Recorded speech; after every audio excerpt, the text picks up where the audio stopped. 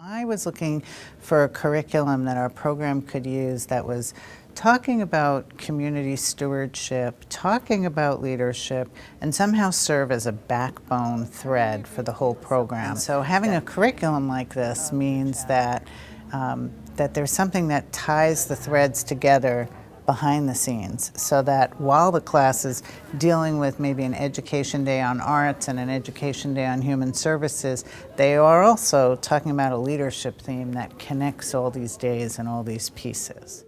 I want to see, for a show of hands, how many of you read the reading?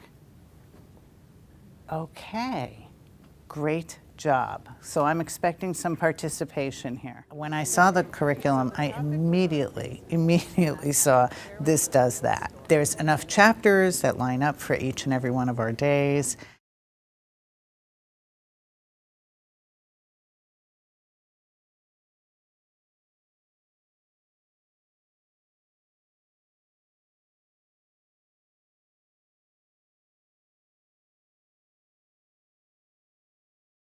These chapters connect, and the way Adam has it laid out, there's a self-assessment in front of each piece, and I really like that because for us in our program, having people come in from all different places in terms of their careers and their ages and their experiences, having something that allows them to self-assess is really important.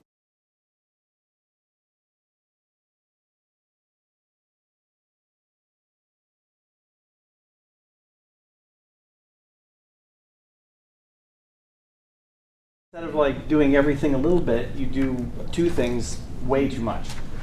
But it does make you stop and think about, are you being reasonable with yourself and your resources? Or are you being unreasonable? When we adopted the curriculum, we had an existing education committee of volunteers of 13 people that have all been through the program.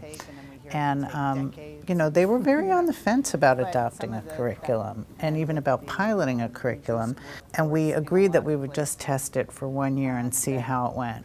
So I think by bringing the program in, and we all went through the whole manual together and spent time, you know, you gave it to us and we spent time reviewing it. I felt like I couldn't promote it if I didn't really research it and understand it. It allows the class to really bring their own stories forward and bring their own experiences forward and bring the things that work well and bring the things that don't work so well. So it gives us a place to dialogue. So one thing you want to work on is, to me, it was be quiet.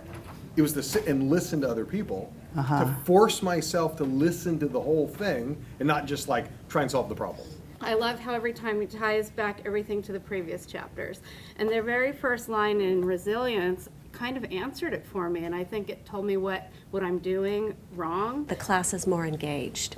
There's more dialogue, and they come in more prepared. So I think it's really changed and evolved the program to really a very different place than just sharing information, to really saying, how do you own the information and own being a part of the community and being a leader here in our community.